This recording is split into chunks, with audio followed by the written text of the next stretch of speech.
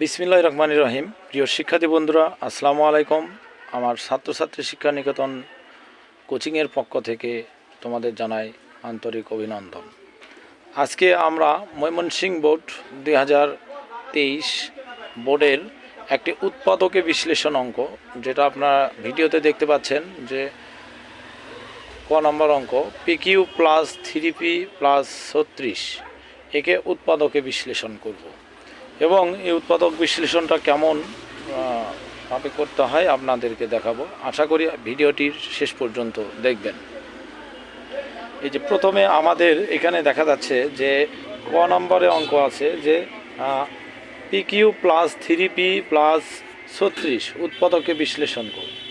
প্রথমে আমরা লিখে নিয়েছি যে প্রদত্ত রাশি PQ প্লাস 3P প্লাস 36 মানে 36। এখন এই যে লাইনটা আমরা দেখব, এই লাইনটাকে আমরা ইন্ডিকেট করব। করার পরে যে পরের যে লাইনটা আমরা লিখছি, অর্থাৎ দ্বিতীয় যে লাইন, এই দ্বিতীয় লাইনটা এভাবে লেখা যাবে না, দ্বিতীয় লাইনটা অফ রাখতে হবে। রাখার পরে যে আমরা এই যে পি স্কোয়ার, এই যে P প্লাস 3, তারপরে আবারও P প্লাস 3, তারপরে আবারও P প্লাস 3, তিনটায় পর P প্লাস 3 লিখব। এখন কেন লিখব? যে এখানে লেখা আছে যে P সমান সমান -3, এই P সমান সমান -3, এই P সমান সমান -3 যদি হয়ে যায় তাহলে পুরো সমীকরণের মানটা 0 হয়ে যাবে। পুরো সমীকরণের মানটা যদি 0 হয়ে যায় তাহলে দেখা যাচ্ছে যে এখানে আমাদের PQ প্লাস 3P প্লাস 36, তাহলে এখানে P এর মান আমরা -3 যখন বসায় দেব, এই যে যেখানে যেখানে P আছে সেখানে সেখানে আমরা -3 বসায় দিছি। এই যে P3 হয়েছে, 3-র উপরে যদি আমরা কিউব দেই তাহলে কি হয়ে যায় যে 27, অর্থাৎ 3 3বার গুণ করতে হবে, তাহলেই 27 হবে। এরপরে 3 আর 3 আমরা গুণ করছি, 9 হয়েছে। তারপরে কি হয়েছে, মাইনাস আর প্লাস গুণ করলে মাইনাস হয়, প্লাস প্লাস 36 সেদিন 27 এবং 9, এই দুইটার আগে কি আছে, মাইনাস আছে, এই দুটো আমরা যোগ করব, কিন্তু চিহ্ন দেব কি মাইনাস, তার সাথে আছে কি 36 প্লাস অবস্থায়। তা আমরা প্লাস 36 এবং -36 কেটে দিলে আমাদের হয়ে যায় কি 0। যে তাহলে পুরোটা দেখা যাচ্ছে যে P এর মানটা আমাদের -3 ধরলে পুরো সমীকরণের মান কি হয়ে যায়, 0 হয়ে যাচ্ছে।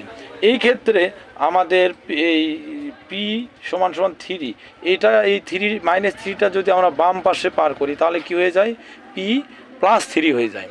আর যেহেতু এরপরে পাওয়ার দেওয়া আছে কত, 3, তাহলে আমরা এই P প্লাস 3 কী হবে, এর একটা উৎপাদক। এই জন্য কী করবো, আমরা P plus 3, P plus 3, P plus 3 তিনবার আমরা পরপর 3বার P প্লাস 3, অর্থাৎ কোনো একটা পাওয়ার সর্বোচ্চ যে পাওয়ারটা আছে, যে এই সমীকরণের সর্বোচ্চ পাওয়ার আছে হচ্ছে P কিউব, অর্থাৎ 3 পাওয়ার আছে। যদি এখানে 4 পাওয়ার থাকতো তাহলে কি হতো, আমরা P প্লাস 3 একবার, 2বার, 3বার, আরও একবার লিখতাম, কিন্তু এখানে 3টা আছে, আমরা 3বার লিখছি। তো আমরা কি করব, যে এই P কিউব মিলাতে গিয়ে এই P এর সঙ্গে আমাদের কি গুণ করলে P কিউব মিলে যায় সেটা আমরা চিন্তা করব।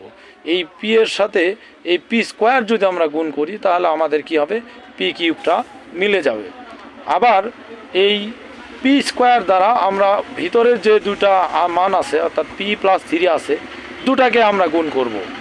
দুটাকে গুণ করছি, যে P কিউব প্লাস এই যে P স্কোয়ার দ্বারা 3 গুণ করলে 3P স্কোয়ার। আবার অপরদিকে আমাদের এই যে এখানে কি আছে, প্লাস 3P স্কোয়ার, ওপরের সমীকরণে কিন্তু আমাদের প্লাস 3P স্কোয়ার নাই। তাহলে এই প্লাস 3P স্কোয়ারকে উঠায় দেওয়ার জন্য এই P এর সঙ্গে কি এমন সংখ্যা যাকে গুণ করলে আমাদেরকে এই P প্লাস, অর্থাৎ 3P স্কোয়ার প্লাস 3P পাওয়া যাবে।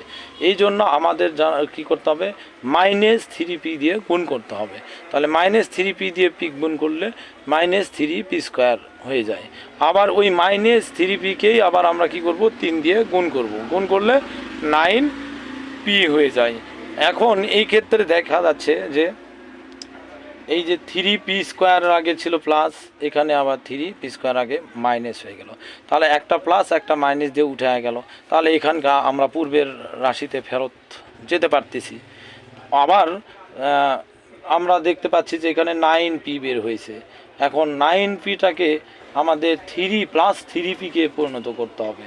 তাহলে কি এমন আছে যে এটার সাথে গুণ করব? তাহলে পি এর সঙ্গে আমরা 12 গুণ যদি করি, তাহলে দেখা যাবে যে 12p প্লাস 12 আর 3 গুণ করলে 36p হয়ে যায়। তাহলে 12 এবং 36, তাহলে 12-এর মধ্যে থেকে যদি আমরা 9 বাদ দিয়ে দিই, তাহলে কি হয়ে যায় যে 3p হয়ে যায়। এই যে আমরা 3p পাইছি। অর্থাৎ যোগ বিয়োগ গুণ করে যে পুরো মানে প্রাথমিক যে সমীকরণ, এই সমীকরণে যদি আমরা উপনীত হতে পারি, মানে সমীকরণটাকে যদি আমরা খুঁজে পাই, তাহলে আমাদের অঙ্কটা সঠিক আছে। অপর ক্ষেত্রে 36টা আমাদের মিলে যাচ্ছে, আর কোনো কিছুর সমস্যা নাই।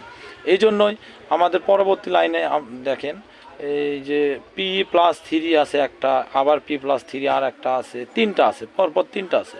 তিনটার জন্য একটা কমন নিতে হবে। এরপরে আবারও যেগুলো পড়ে থাকবে, অর্থাৎ p², তারপরে -3p + 12, এই যে 3p + 12 এগুলো পড়ে আছে, এগুলো আমাদের লিখতে হবে। তাহলে বিধায় আমরা বলতে পারি যে p+3 ইন্টু p² - 3p + 12, তাহলে p³ + 3p + 36-এর উৎপাদক হলো p+3 ইন্টু p² - 3p + 12। যাই হোক, আমার অঙ্কটি আপনাদের কেমন লাগলো আপনারা অবশ্যই ভিডিওটি কমেন্ট করে জানাবেন।